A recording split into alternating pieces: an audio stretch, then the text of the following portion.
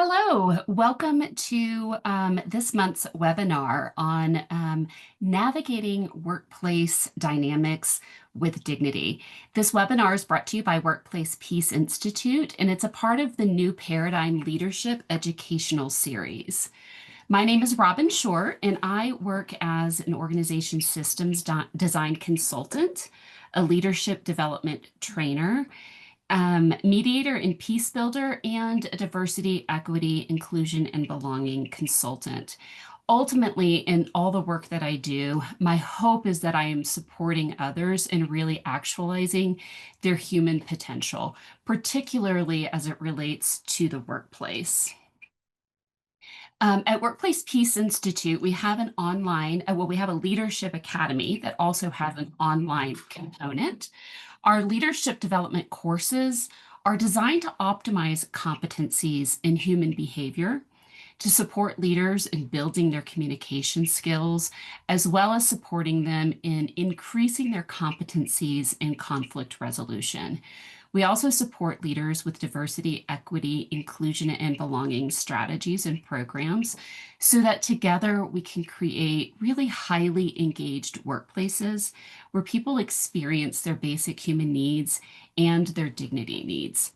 Ultimately, we are really focused on supporting leaders in creating workplace cultures where all people thrive. And to thrive, we believe dignity is really the foundation of that. So we're going to talk about that today, about dignity in the workplace. So our goals today are to learn about what dignity means in a professional context and the impact that dignity has on our overall well-being as well as our career success.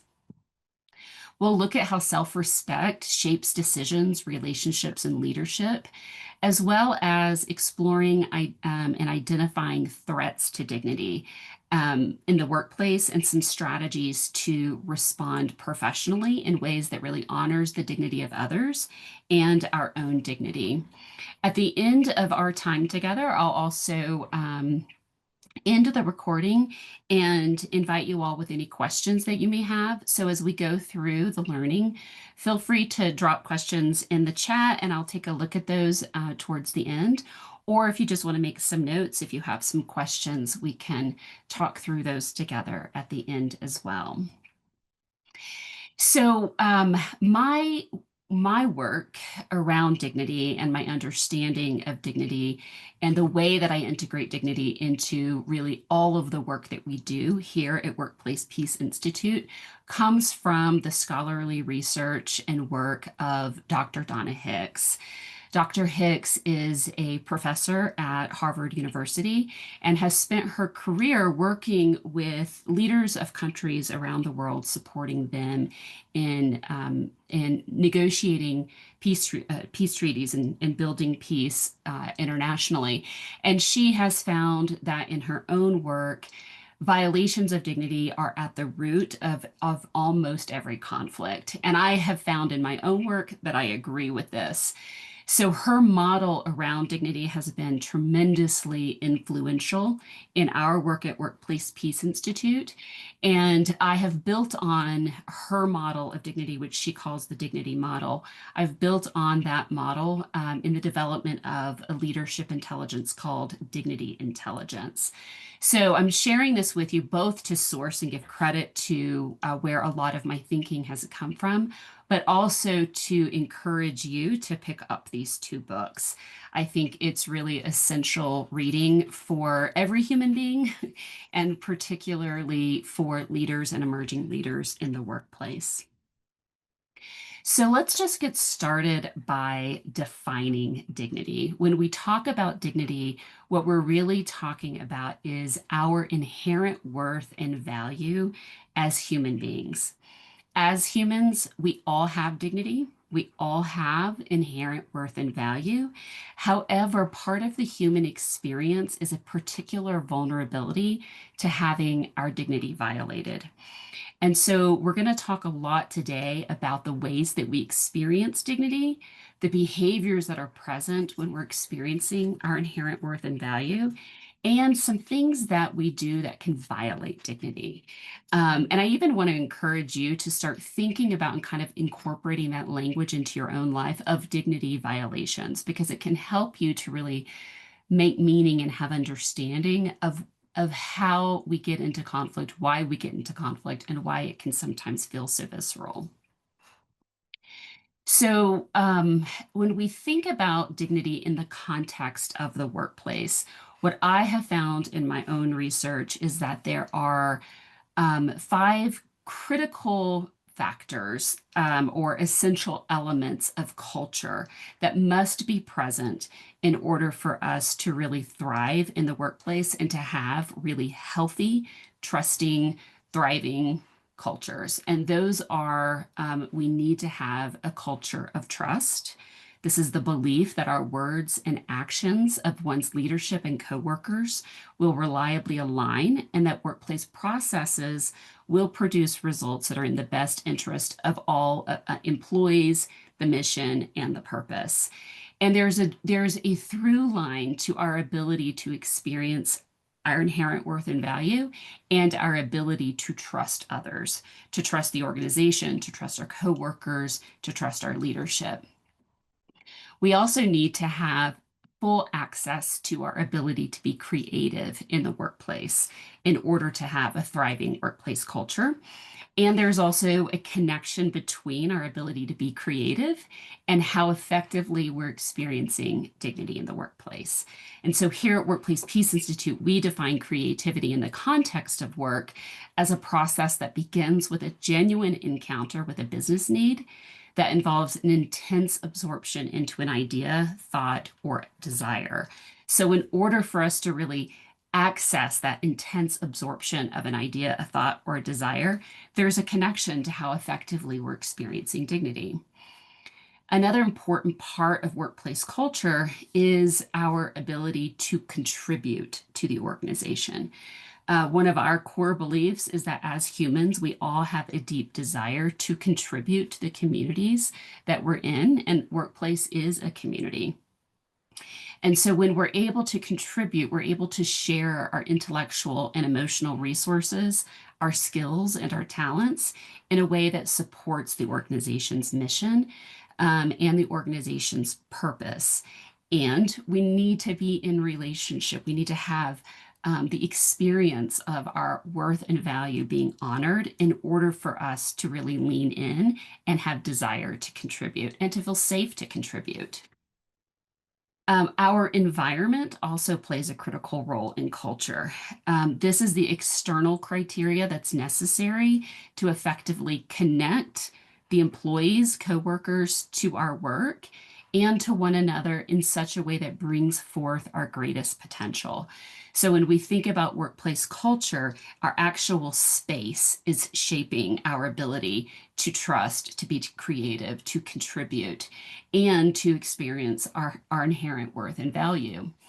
We also need feedback in order to have a healthy, thriving culture. And feedback is deeply connected to our inherent worth and value as human beings. So this is feedback is about having mechanisms in place where there is what I think about is like a information highway, where we are in a continuous state of sharing and receiving feedback around contribution for the purpose of our ability to grow professionally. So when we think about why dignity matters so much in the workplace, it's really connected to our capacity to trust one another, to trust leaders, and to have overarching organizational trust, to be creative so that we can problem solve in the way that we contribute to the workplace, that we have an environment that supports our capacity for trust, creativity, and contribution, and that there's a continuous feedback loop that's supporting us in growth. And we need dignity embedded into each of these in order for there to be psychological safety in the culture. So in Donna Hicks's books, in both books, she presents 10 essential elements of dignity. And she acknowledges that these are probably not an exhaustive list, but they are the 10 things that seem most essential in every relationship that when these 10 essential elements of dignity are present, we experience our inherent worth and value. And when these things aren't present, we experience the violation of that.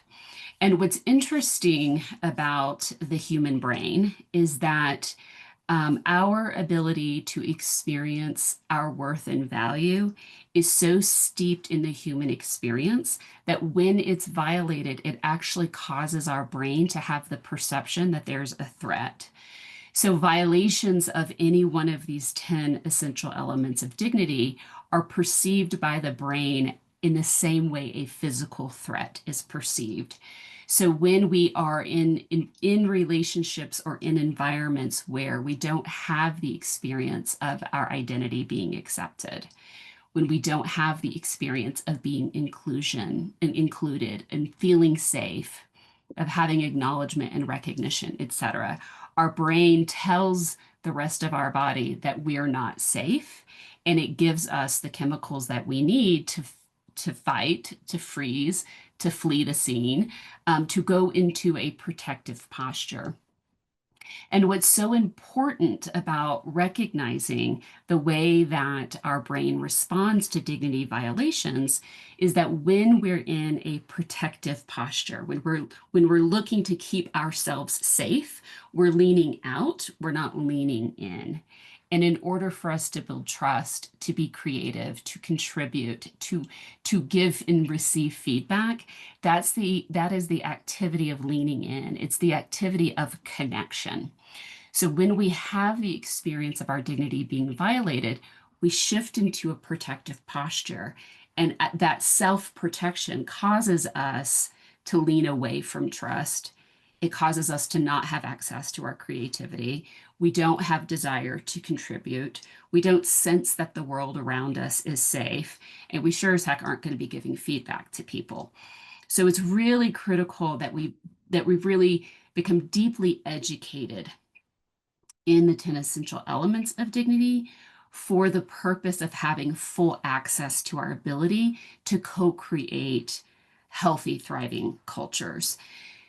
You're going to receive a recording of today's webinar, which will also include access to these slides. And so you'll have each of these definitions available to you for your ongoing work, but we're going to look a little bit more deeply into each of these.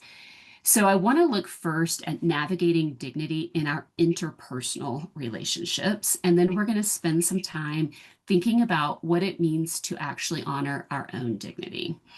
So when we think about our relationships with others in the workplace, um, the first of the 10 essential elements of dignity that Donna Hicks presents is acceptance of identity.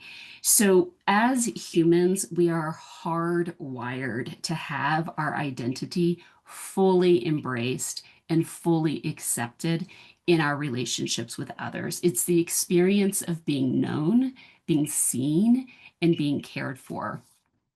The only way that we can really truly fully embrace and accept the identity of others is by being in relationship with them. You can look at my physical presence and make some assumptions about my identity based on how I physically present. But if you want to really know me, if you want to really embrace my identity, you need to spend time being in a relationship with me. And in our busy work lives, many of us working fully remote, I think the thing that has become most jeopardized in our workplace is our capacity to be in real relationship with one another. So, to honor a person's inherent worth and dignity, we need to know them well enough that we can fully embrace identity. Some of us, depending on our age, may have grown up in environments where we have been told that we need to tolerate differences. And I think tolerance is probably um, uh, a, a, a sure pathway to violations of dignity. Nobody wants to be tolerated. We want to be embraced. We want to be fully accepted for who we are. So, some ways that we intentionally and unintentionally violate uh, violate others' identity is by making assumptions or stereotypes based on a person's race, a person's culture, their gender, their age, or their background. And a lot of these assumptions may come through our own unconscious biases, which is one reason why it's so critically important that we each do a lot of work around making our unconscious biases conscious. We actually have a course here at Workplace Peace Institute called Making Implicit Biases Explicit, coming into awareness of what our biases are for the purpose of being in right relationship with one another and honoring dignity. We violate identity when we invalidate someone's lived experiences, when we diminish their lived experiences, um, and when we diminish people's personal values. So again, in order to really embrace identity, we need to be in relationship with folks so that we understand their lived experiences. We know what their personal values are so that we can honor them. We also violate identity when we act with microaggressions, when we're dismissive towards others, particularly around their identity, their appearances, and their lived experiences. So these are just some ways that we violate acceptance of identity. This is certainly not an exhaustive list, but what I really want to impart on you is the critical importance of our ability to really know a person so that we can fully embrace their identity for the purpose of supporting their dignity. The second on the list of the 10 essential elements of dignity is inclusion. So inclusion is ensuring that all people feel valued, that all voices are represented in decision making, that all lived experiences are represented in decision making, and that people can be their real selves in the workplace. Some ways that we may violate inclusion is from excluding people from meetings, excluding people from decisions, and excluding people from informal networks. We have a webinar, if you want to go to our YouTube channel, we have a webinar about new paradigm leaders. And what that webinar looks at is the way that our organizational structures can be designed to exclude, that the system itself excludes people. And part of our work here at Workplace Peace Institute is supporting organizations in building workplace containers that are designed for inclusion, so that the system itself by design includes people. We can violate this need for inclusion by ignoring input from certain team members or treating them as outsiders. Sometimes we ignore input by having a blind spot to the fact that we need to even look for that input. So it's not an explicit or an intentional ignoring of input, but it's that we aren't even seeking it to begin with. Or perhaps we've probably all been in this situation where we survey people to get input and then we either do nothing with it or we haven't communicated what we did with it. So even if the input wasn't ignored, people have the experience of it being ignored because there wasn't a feedback system in place to share how input was utilized. We can violate our need for inclusion by creating cliques or in groups that leave others feeling marginalized. So inclusion is a really critical part of our ability to experience dignity. And we can probably all remember a time where we were excluded and the visceral way that that made us feel as it relates to our capacity to trust, our capacity to be creative, to want to contribute to that community, to feel safe in that environment. And when we feel excluded, we also don't feel particularly inclined to give feedback, which is essential to a healthy culture. Safety is also an essential element of dignity, that we both feel physically safe as well as psychologically safe. So when we're psychologically safe, we are not, we know that we can share our perspectives, we can amplify our voices, we can share our concerns and contribute without any fear of retribution or humiliation. So, ways that we might violate this dignity need for safety is maybe speaking in a demeaning way, being sarcastic, being intimidating. And sometimes this demeaning, sarcastic, kind of intimidating way is a person's personality, it's their style.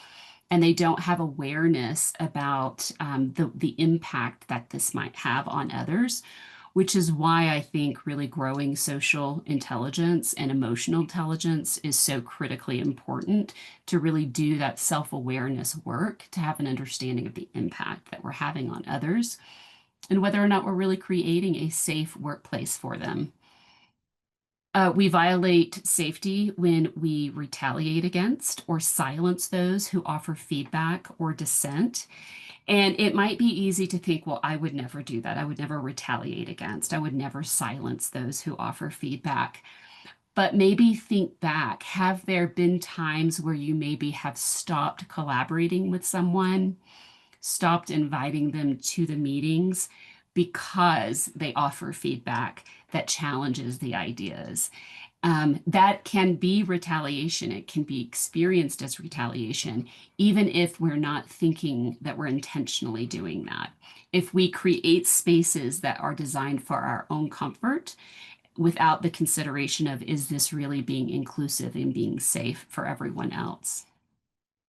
We can violate the need for safety when we fail to protect others from harassment or bullying.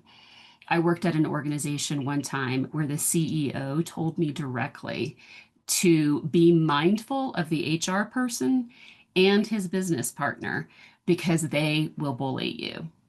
That was a person who knew that the second and third most powerful people in the organization were bullies. And instead of actually doing something to prevent that behavior from showing up, was actually telling people, hey, be careful around these people. So when we see behavior that is harassment, or when we see behavior that's bullying, and we don't say something, we don't do something to ensure safety, we violate the dignity of those around us. So acknowledgement is a really important, essential element of dignity, particularly in the workplace. And the way that I think about acknowledgement differs slightly from the way Dr. Hicks presents it. I think that acknowledgement is present in the workplace, particularly when we are paying enough attention to the people who report to us on our teams, when we're paying enough attention to the contributions of our coworkers to name their contributions specifically. So acknowledgement is I see you, I am paying enough attention to you that I can really name your contributions and then give you feedback on those contributions that supports your ability to grow as a professional. So we violate acknowledgement when we ignore the contributions of others, when we're able to see what's happening and we just don't name it, or we're not even paying enough attention to actually name and see the contributions of others. When we ignore other people's concerns, when someone comes to us and then we don't do anything with what's been shared. We violate the need for acknowledgement when we're multitasking or interrupting during conversations, essentially when we're not being fully present to others, when we're not being fully present to our coworkers, our colleagues, and those that we lead, or even with the people that we report to. And we violate acknowledgement when we overlook emotional labor or invisible work. Um, really ensuring that there is awareness about emotional labor, that emotional labor is equitably distributed across the organization, and that tasks that don't fall within a person's specific job description is also equitably distributed across the organization. And then recognition and acknowledgement really do go hand in hand in my mind, with acknowledgement being I'm paying close enough attention to your contributions to really see specifically what you are supporting the organization with. And then recognition is that feedback system that's so important to workplace cultures. So recognition is when I offer feedback that is both maybe in the form of praise and gratitude, as well as in the form of constructive feedback. It's in service of a person's growth. So we violate recognition when we take credit for someone else's work. Um, when there was someone that I was working with who had gotten a project as far along as they could within the scope of their own work, and then it was passed to the next person for contribution. And then that second person got credit for the whole entire project. That was a violation of that person's dignity need for recognition. We violate recognition when we rarely offer thanks or when we rarely offer positive feedback. And I would also say that there's a slight violation of recognition when the feedback is so general that it could be given to anybody, such as like, great job, team, instead of being very specific and giving targeted feedback about people's contributions. We violate recognition when we reward only highly visible work while ignoring the consistent and behind the scenes efforts. Fairness is also uh, an essential element of dignity. And I really think about fairness in relationship to equity. I think sometimes definitions of around fairness is impartial treatment. And what I think fairness really is omnipartial treatment, meaning I am being on the side of everyone and I'm taking into consideration any barriers around barriers that have been um, uh, that are baked into systems. So we violate fairness by playing favorites or showing bias in promotion or opportunities. Again, this is another reason why we need to be so critically focused on our own unconscious biases and bringing those into our conscious awareness so that we are able to honor the dignity need of fairness for others. We violate fairness when we apply roles inconsistently across team members. In our new paradigm leadership webinar, we also talk about how we violate fairness by creating class systems inside of our workplaces, where some people have more rewards and access to resources than others. And we violate fairness by dismissing concerns about inequitable treatment when we don't believe the feedback that we're receiving or when we dismiss the feedback that we're receiving about how people are experiencing the workplace. Benefit of the doubt is an essential element of dignity, and this is about assuming positive intent, assuming that people have good intentions. So we can violate benefit of the doubt by jumping to conclusions or assuming bad intentions. I think we violate benefit of the doubt when we overtalk people, when we try to finish their sentences before they complete their thought, by micromanaging or second guessing competent employees. There's a definite through line to benefit of the doubt and micromanaging. If we are not offering acknowledgement, if we're not offering feedback, we're actually not giving people enough information that they need in order to operate independently and to have benefit of the doubt. So we need to be honoring all of these essential elements of dignity because they're interconnected and interrelated. We also violate benefit of the doubt when we gossip, when we spread unverified negative information, and when we seek to build rapport and relationship with people through gossip. Understanding is a critical, essential element of dignity. Um, we can violate our need for understanding when we cut people off, when we fail to ask for their perspective. when we dismiss feedback or alternative viewpoints. I would say even when we don't intentionally seek feedback and when we don't intentionally seek alternative viewpoints, we violate understanding. And when we fail to consider emotional or personal impact of decisions. Sometimes there is a decision that has to be made. There's a business need, and the decision is going to have to be made. And we know that it's going to have an impact on certain people. And when we aren't, when we don't take that impact with a very humanistic approach and support people through that impact with fairness and with dignity. Independence is an essential element of dignity. You know that this need for independence is being violated when you're having the experience of micromanagement. And this goes back to that through line of uh, if we do not have the acceptance of identity in the workplace, we probably aren't experiencing a lot of psychological safety. That's going to impact our ability to experience independence. Without acknowledgement and recognition, we aren't getting the actual data that we need to know, am I doing the right thing? That will impact our ability to be independent.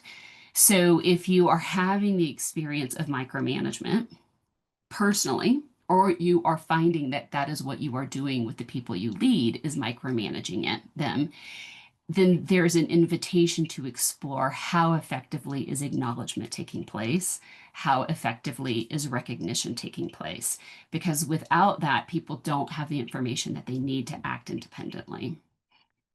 So we can violate this by undermining people's autonomy or decision making, by not trusting employees to manage their workload or schedule, and by over controlling processes or stifling innovation. And so you can see that independence and that cultural need for creativity are also really interconnected. When we're able to be creative, we're usually able to work autonomously. We have trust with each other, and we're not feeling really controlled. And then lastly, in the 10 essential elements of dignity is our need for accountability. So accountability is is being responsible for any time you have actually made a mistake. When you have messed up, when you've made a mistake, when you have unintentionally violated the dignity of others, that we do something to repair that. So we violate our need for accountability by refusing to apologize or admit mistakes, by blaming others for failures, by ignoring feedback about harmful behavior. And we also violate our need for accountability when we don't have the courage and confidence to have direct conversation and direct engagement and conflict with people. When we let others, when we don't inform people about how their behavior is impacting others, we violate their dignity need for accountability. Now, in order for organizations to have an accountable organization and to have people in organizations who are able to act on this dignity need for accountability, we need to know that it's psychologically safe. So one of the things that I have found is that when organizations are talking a lot about the need for accountability, the flip side of that is that this is also not a psychologically safe organization. When we feel like our basic human needs might get violated, if I speak up, if I own up to a mistake, if I seek feedback around how I could improve, and I'm going to be retaliated against, or I'm going to be made to feel unsafe, then I'm not going to act on my dignity need for accountability. So psychological safety and accountability are deeply connected. So I want to talk a little bit about what the data shows us about dignity. Every year, Gallup does a global workplace report that looks at employee engagement rates. And Gallup talks about employee engagement as how enthusiastic a person is about their work and their work life. And if you think about when we are very enthusiastic about something, we are having the experience of dignity. We're having the experience of our inherent worth and value being honored. Enthusiasm only comes from a place of connection. So, what Gallup finds very consistently year over year is that only 23% of people are fully engaged in the workplace. Only 23% of people are thriving at work. And when we think about what's critically important and necessary, kind of the foundations of a thriving workplace culture, is that there's trust, there's creativity, there is the ability to really lean in with contribution, that we have a workplace where we feel safe and that there's a lot of feedback happening. The data shows us that very few people are having that experience. And I believe that the more we're able to embed those 10 essential elements of dignity into all of our workplace relationships and into how our workplace cultures are intentionally designed, we will be able to move our organizations into this 23% bucket. My goal at Workplace Peace Institute is that we flip these numbers, that 77% of the people are thriving in the workplace. What drives my passion around this is that we are living in a time period in the human experience where we are going to have to solve very complex problems. In capitalist societies, social problems are often solved through the workplace, and we need to be thriving in the workplace to have the mental, emotional, and psychological capacity for high level problem solving. So I want to take a few minutes and look at the intrapersonal relationship to dignity. So we looked at the 10 essential ways that we can honor the dignity of others, the 10 essential things that need to be present in our relationships with one another. But what about the ways that we actually honor our own dignity or violate our own dignity? So we have responsibility to ourselves as well as it relates to the honoring of our inherent worth and value. So Donna Hicks has identified 10 temptations to violate our own dignity: taking the bait, an attempt to save face, shirking our own responsibilities, seeking false security, avoiding conflict, being the victim, really holding the victim card, resisting feedback, blaming and shaming, and engaging in false gossip. So we'll take a look at some of these things. So, taking the bait. So when we think about these violations, these temptations to violate our own dignity, what Dr. Hicks is talking about is we cannot control the environment around us. We cannot control other people's behavior, but we can control the way we respond to that behavior. And I believe that part of this relationship that we have to our own dignity is really founded in our own capacity for mindfulness, for maintaining a calm presence, for having a well-regulated nervous system. And so, because this is so important, and because the way that we honor our own dignity is going to influence our career trajectory, it's going to influence our professional relationships, it's going to influence how trustworthy people see us. It's really important that we're able to sustain a calm and well-regulated nervous system so that we don't fall prey to these temptations. So I want to encourage you to take a look at our course that we have on the website at Workplace Peace Institute on mindful leadership. Mindful leadership, the principles that are laid out in that course will really support you in your capacity for honoring your own worth and value. So when we take the bait, we may be reacting with sarcasm or hostility when we have the experience of being treated unfairly. We may seek revenge instead of responding with professionalism. And I'm going to reframe that from seeking revenge instead of responding to the other person as a human who has worth and value.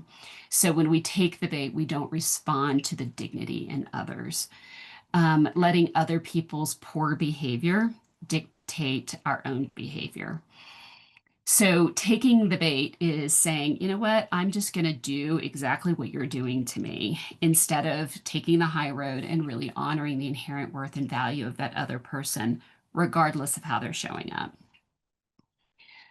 Saving face is another way that we may violate our own dignity. So this might be hiding mistakes or shifting blame to protect our own image. It's not taking accountability for our own actions. It might be covering up our actions to avoid embarrassment. Maybe not, maybe lying, maybe not exactly lying, but lying by omission. I'm just going to wait and see if anybody finds out instead of just coming forward and owning a mistake. Pretending to agree when we actually don't to avoid conflict. This is probably something a lot of us need to examine in our own lives. Just going along, what is the saying, getting along to go along, is a way that we may violate our own dignity by not actually standing on principle. Shirking responsibility might look like refusing to apologize when we've hurt a colleague, justifying harmful behavior instead of owning it, and ignoring feedback that could help repair a relationship. So when someone actually honors our dignity by giving us the gift of feedback, if we aren't in a position where we're willing to receive that, we can also violate our own dignity. So, seeking false dignity might be really always seeking praise in order to feel worthy. So determining your own self-worth by how much validation you get from the people from the outside world, letting titles, status, or accolades define our value. So, seeing your own self worth in relationship to what positional power you might have in a community, in your family, or in the workplace, and overachieving or people pleasing in order to gain external validation, always working harder, doing more in purpose of receiving praise and in purpose of like your sense of self-worth being in relationship to um, how pleasing you are as a person. Seeking false security. So this might be staying silent in toxic environments in order to keep the peace. Maybe just this idea of it's not worth it to say anything is a way that we can violate our own dignity. Tolerating repeated disrespect from a manager or a team. Um, so just absorbing that disrespect instead of honoring their dignity and your dignity with feedback and accountability, and sacrificing self-worth for job security or acceptance. We also violate our own dignity when we just simply won't engage in conflict. Many of us grew up in households where it didn't feel safe or where it wasn't normalized or modeled to engage in conflict, and so we didn't build good conflict skills. Very few people have any formal training in conflict resolution. So I do want to encourage you to really upskill in your capacity to feel confident and competent in conflict because it is deeply connected to your own experience in honoring your own dignity. So when we avoid conflict, we might let others step over us. We might not have boundaries in place. A colleague of mine one time said, and this just had a profound impact on my life, boundaries preserve the integrity of the relationship. I'll say boundaries also preserve our dignity. When we suppress our voice to avoid discomfort or disapproval, and when we avoid necessary conversations that could bring resolution. These patterns of conflict avoidance or maybe even passive aggressive behavior. We also violate our own dignity when we hold ourselves in the posture of being a victim. And that's not to say that sometimes we are truly harmed by another person's behavior, But when we hold the position of being the victim, kind of naming that as an identity for ourselves. So this might show up as always believing um, that other people are responsible for relationship issues, that it's always someone else's responsibility to do repair work. Being the victim might show up by not naming ways that you have been injured and expecting people to just know what they did without feedback. Maybe repeating that nothing ever changes around here without taking action. Part of having a healthy, thriving culture is seeing that every single one of us build culture and that we co-create it together. And so we violate our own dignity when we kind of sit in this defensive posture where we remove ourselves from others and lean out with this expectation that others will fix the problem, and we don't see ourselves as having a role in that. We also violate dignity when we resist feedback.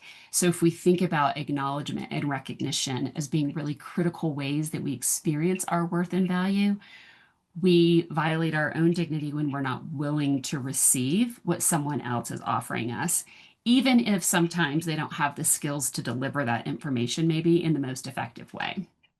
So, when we dismiss constructive criticism as personal attacks, or when we become really defensive about feedback that we're given, or refusing to reflect how our own behavior has affected others. So when you see yourself in a conflict situation, we violate our own dignity when we don't spend time exploring how we may have contributed to the situation as well.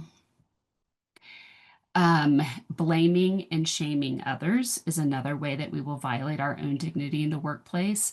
So maybe criticizing coworkers to shift attention away from our own mistakes, justifying maybe outcomes that didn't match what we thought they would be based off of other people's behavior, publicly pointing fingers instead of taking shared responsibility. Um, and maybe using harsh language or judgment when someone else makes a mistake. We violate dignity when we don't actually leverage mistakes as shared opportunities for learning. And then engaging in false intimacy and gossip. So we violate our own dignity when we use gossip as a way to build relationship with others, bonding over negative talk about colleagues or leadership, using gossip as a shortcut to build trust or camaraderie, um, and criticizing others behind their backs instead of addressing issues directly. Something that I see a lot in workplaces is people will continuously go to maybe one or two people in the organization to kind of bring their problems to and say, oh, this other person doesn't make me feel safe. Oh, this other person is doing this thing. And they think they've done something because they've handed it to someone else, but they're handing it to someone else who doesn't have the power to do anything about it. So we really need to build confidence and skills in engaging directly in conflict as a critical way of avoiding this false intimacy and gossip culture that too often prevails. So I want to highlight Donna Hicks's dignity model. When we think about our interpersonal relationships and our intrapersonal relationships, it's really about holding a dignity consciousness, being connected to our own dignity at all times, being connected to the dignity of others at all times, and being connected to something greater than ourselves. So when we connect ourselves, that might be like our values, it might be our spiritual beliefs, it might be a mindfulness practice, it might be a commitment to um, our own contribution to shared humanity. But without a connection to something that's deeper than ourselves, it can be more challenging to remain connected to our own dignity and the dignity of others. And so, this model of always sustaining consciousness of my own dignity, the dignity of others, and being connected to something greater to ourselves is what Donna Hicks refers to as dignity consciousness. And I think dignity consciousness in the workplace is our pathway to our ability to thrive individually and our ability to thrive collectively. And I just want to name that as we go about this work of really integrating dignity into our workplace relationships and the dynamics of our workplace cultures, the reality is that people are all very complex. Each of us are at very different stages of development, of thought, of emotions, of actions, and interactions. So as we work to honor the dignity of all of us in the workplace, we need to have awareness that we're all coming to this work in very different stages. So when we honor a person's dignity, we walk with them in their development. When we expect them to be where we are, we can create shame, and learning and development rarely ever occurs in the experience of shame. So as we engage in our dignity work, know that we're engaging in this work in various stages, and that where you are today is going to be different than where you are in the coming weeks as you continue to deepen your own commitment to this work. So I do want to encourage you to take a look at some of our courses to support you in your own ability to deepen your work in dignity intelligence. Maybe starting with our social and emotional intelligence course. And then we also have a dignity intelligence course. And I think the mindful leadership course would also be very supportive for you. These are all available on our website. They're online, they're self-paced, they're asynchronous, but there is an engagement manager that's working with you one-on-one to support you in your journey in the courses. So I'm going to close here and open it up for a few minutes if anybody has any questions.